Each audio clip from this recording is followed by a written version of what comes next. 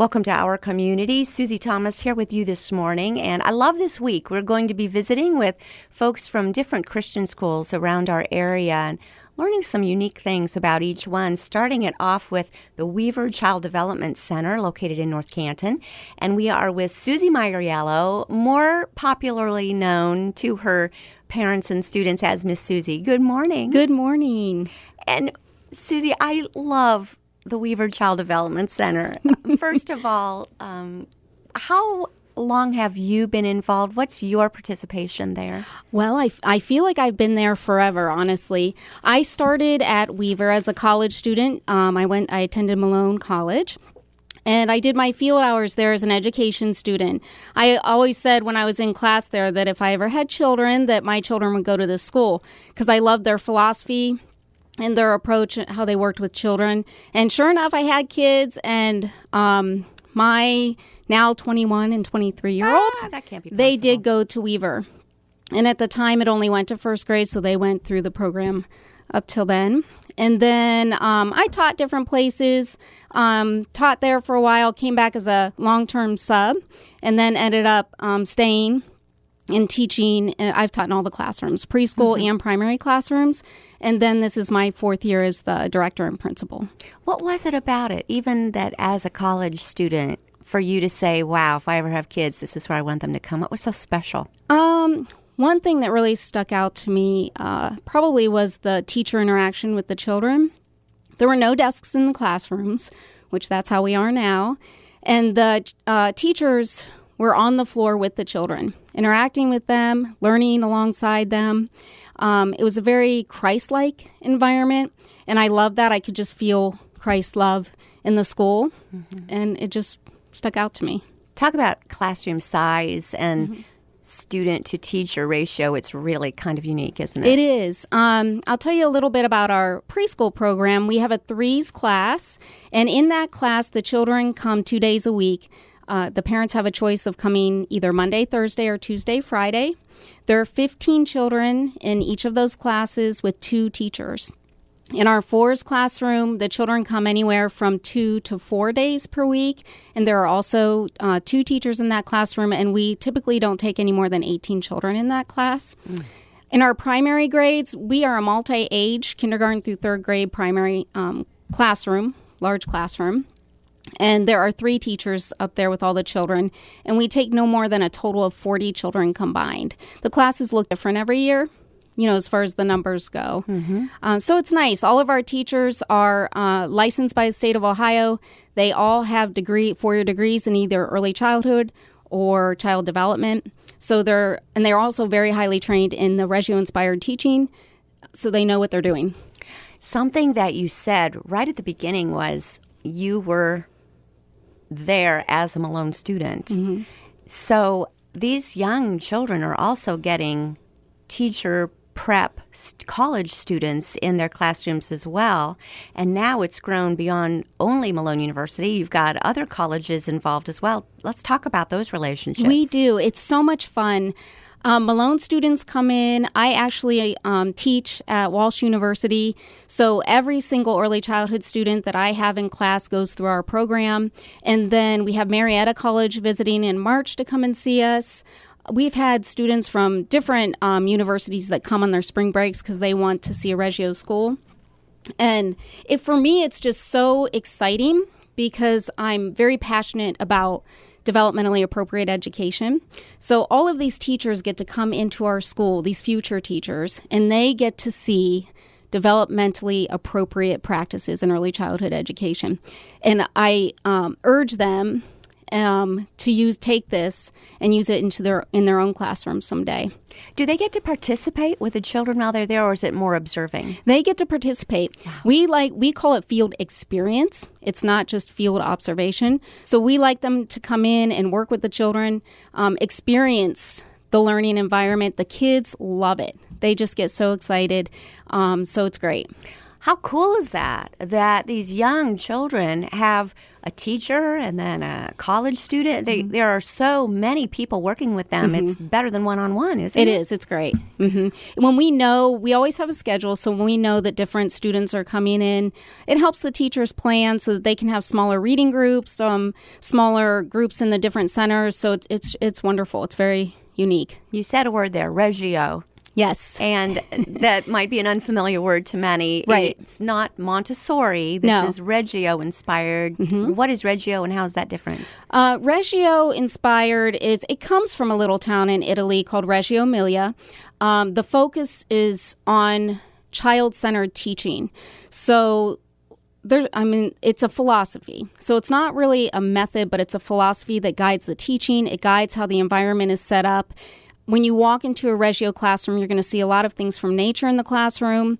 You're going to see children creating with their hands. We believe that children learn best from experiences and not worksheets. Although we do have worksheets when appropriate, we try to have as many hands-on opportunities for learning as we can. So it's a very child-centered learning environment. Children guide the curriculum. We do have, standards that we meet. We do meet those all, but it's an emergent curriculum. So if the children all of a sudden have this interest in trains, then we're going to go there. We're going to take that interest and we are going to create a curriculum based around that interest that the child has. When you say create a curriculum, there's not one definite curriculum at the beginning of the year that you start off with. It kind of grows with the child's interest. It emerges. We have our basic things that we know that we have to, the standards that we have to meet, but then that curriculum emerges and it grows based off the children's interests. We believe that children, the Reggio-inspired philosophy, I think, just goes hand in hand with Christian school. We believe that children are born with a calling, and that calling is linked to the desires and the interests that they have. So when we kind of brush those interests aside, we may be ignoring the calling that God has placed on their lives. So we like to find out what their interests are and their desires and the things that they're good at, and then expound on that. It almost sounds like homeschooling, except you're in a classroom environment. It is. I always tell families, if you want something that's close to homeschooling but not homeschooling, it's us. Our environment is very home-like. I believe that, children, that's where they spend most of their day, and they should feel comfortable and at home there. And that's how the environment is set up that way. What do you think, from your perspective, what have been some of the more wild or interesting things that the children have wanted to explore? Well, I can tell you when I was teaching kindergarten, one of the things that we did, we were learning about Mount Rushmore. And so I read a story to the kids, and it was so much fun because the kids decided they wanted to build it and construct it. And of course I said, sure. So we built a huge Mount Rushmore out of paper mache, and it was a lot of fun. They learned so much while we were doing that. And the kids today, I don't know if they're in 6th or 7th grade now, but when I do see them, they'll come up to me and tell me how much they still learned about, through that project, and they still remembered things that we learned about the state and the presidents, and they wouldn't have learned any of that from worksheets. And they would have been how old when they did this? They were in kindergarten. And they remember that? They do. Far into their education. Oh, my goodness. How far does Weaver go now? You said when your daughters were there, it was through 1st grade. Correct. How far do we go up to 3rd grade now? Really? So it's nice because that is the early childhood age. Those are the early childhood ages, toddlers through 3rd grade. So future teachers that are working on their licensure, they can come to our school and they can see it all. Any thought to continue adding grades? That's always in the back of my mind. Our families would like if we did that tomorrow. Yes, that is something that is always in the back of my mind. For now, though, we'll stick with what we have. We're good at early childhood, and we'll see where God takes us. Well, do you do something to help them prepare to make that change into 4th grade? And I guess no matter where they go to school, many children would be changing buildings when they go into 4th grade anyway and making some new friends. What kind of things do you do to get them ready for that. Right. And that's true. You know, that's something I share with parents is children are changing even within their same school district. So what we do is at our school, not only do we focus on academics, but the social emotional piece is something that we take a lot of time to help develop in children. That's what helps them become resilient and they become very good at transitions.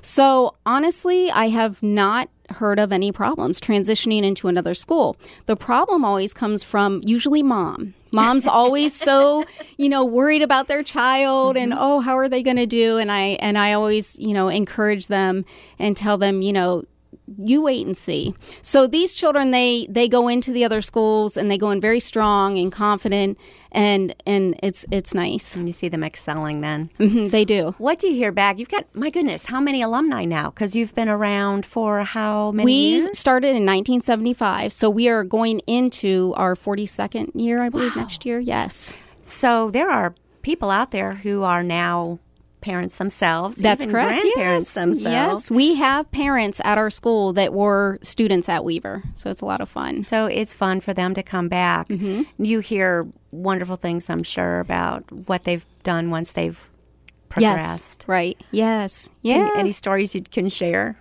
of somebody coming back and saying, well, here's what I've done now? You know what? I'm not sure what exactly they're doing now, but what I can tell you is they remember how Weaver made them feel while they were there.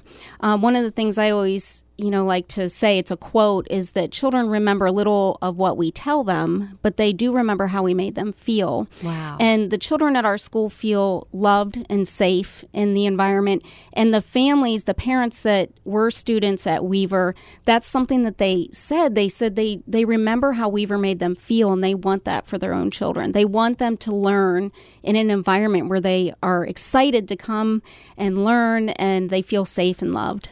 If you were to just put in just a brief encapsulation of what makes Weaver Child Development Center so unique, what would that be? I go back to that focus on the desire and the interest that the children have. We believe that is linked to their calling, and that they're very in tune to that. I always say they just got here. So they're very in tune to that, and society hasn't gotten a chance to tell them they should do something different yet. And so we get to focus on that. And I love that. The teachers, another thing that's very unique is the teachers are learning alongside the children. You won't see them sitting at desks. You'll see them with the children, interacting with the children. We love the families to be involved at our school, so we encourage family involvement, and it's just very family-oriented environment. Families are involved. I remember in a previous location, there were the one-way mirrors where the children thought there was a mirror, but the parents could be watching them, which is always fascinating. That was fun, your child.